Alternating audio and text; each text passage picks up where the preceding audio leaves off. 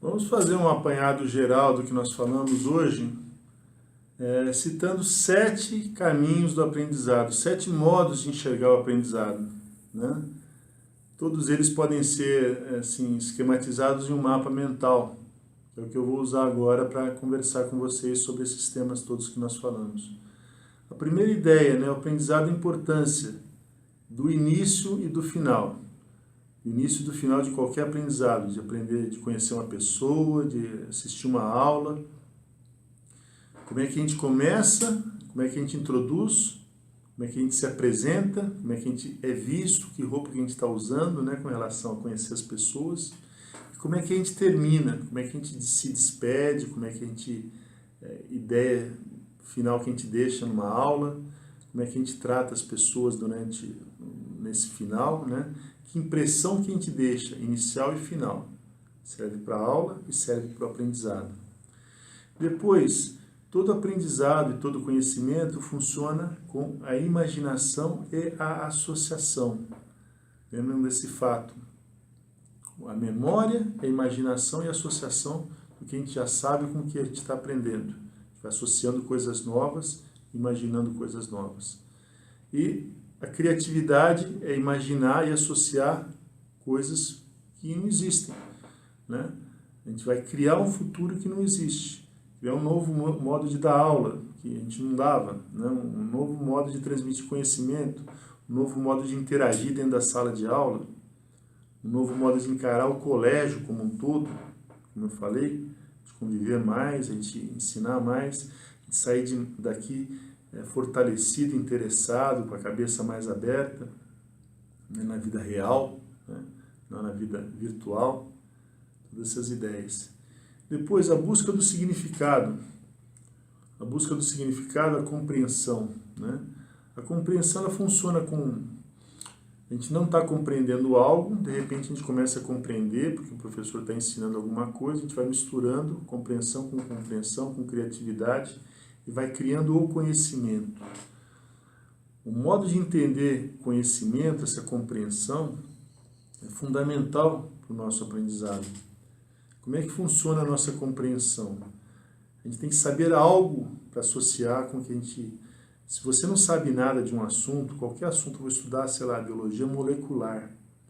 É importante eu ler um resumo, ou ouvir alguém falando sobre um resumo, ouvir um vídeo no YouTube para introduzir aquele assunto para criar um certo interesse. Porque senão eu vou cair de paraquedas numa aula, que é o que muitas vezes acontece, né? Começa a falar de um assunto até eu sintonizar, começar a entender, já acabou o assunto, já acabou a aula, já acabou a palestra, já acabou até a conversa, né? Uma conversa de botequim, por exemplo. Então é importante essa introdução do que a gente já sabia, né? Do que a gente colocou na memória, e se não colocou nada, a gente colocar antes. Por isso que talvez seja legal a gente aproveitar esses momentos de aprendizado que nós estamos tendo à distância, de preparar vídeos ou links que a pessoa introduz um tema, o texto, ó, lê isso aqui para a aula seguinte. Para o aluno não cair de paraquedas e falar, ó, o que eu vou aprender hoje, né? Fala aí. Não, é importante essa introdução, é lógico, mas se essa introdução já veio assim com interesse, é muito mais eficaz, né? Depois, fez a primacia, eu já falei, imaginação, né? Significado. O significado, a ideia é a gente completando, como eu falei, né? Dar sentido às coisas. O significado é o sentido. Então, o significado, ele se forma como? Ele se forma entendendo um sentido para aquilo, né? Um sentido para aquele trabalho, um sentido para aquela matéria, para aquele assunto, uma utilidade, né? Uma aplicação na nossa vida, é o significado. No nosso caso, o significado da nossa vida, o significado pessoal, é a gente entender quais são as nossas habilidades, quais os nossos talentos, a gente se conhecer, uma coisa dificílima, né? São muitos anos para a gente se conhecer um pouco, conhecer perfeitamente como a gente é, acho que nem uma vida inteira é capaz, né? A gente está sempre, como é que eu fui fazer tal coisa, né? Não, a gente faz, né? A gente se surpreende, tanto para o bem quanto para o mal. Então é importante que a gente vá tendo surpresas boas, né? Do que a gente é capaz de fazer. Eu acho que agora a gente vai ter surpresas boas se a gente usar a nossa imaginação, nossa nossa inteligência para criar situações novas, né? Muitos de vocês já estão fazendo isso, né? Mas é continuar com esse ritmo, não ficar de uma maneira passiva esperando que as pessoas tragam as coisas para a gente. Então, as 7 lentes que eu comentei com você, que eu acho que vale a pena a gente lembrar, eu vou falar aqui lendo para não fugir, tá? O efeito do início, né, o efeito da primazia, o efeito do final, né, que é como a gente conclui as coisas, o efeito do VR, que eu falei, né, do von Restorff, que é aquele psicólogo alemão que falou o efeito de uma coisa ser chamativa, ser diferente, ser assim, interessante, um recorde, alguma coisa assim. Depois o efeito da associação, o efeito da compreensão, do interesse e do significado. Essas são as 7 lentes do aprendizado. E vale a pena, a gente talvez não consiga fazer as 7 lentes, né, olhar com essas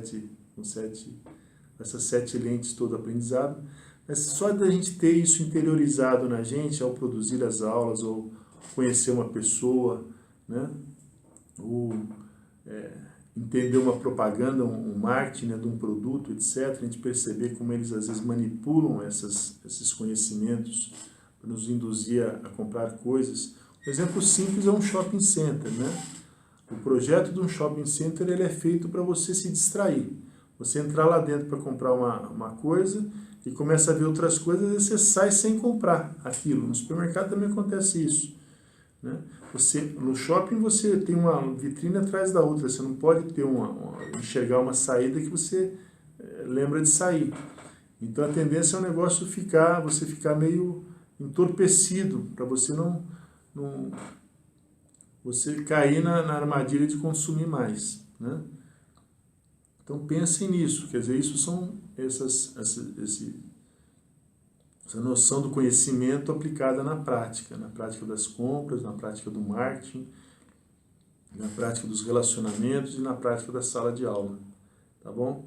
É assim um modo de ver as coisas que é científico e que vale a pena a gente aplicar na nossa escola, tá bom? Então, até a próxima.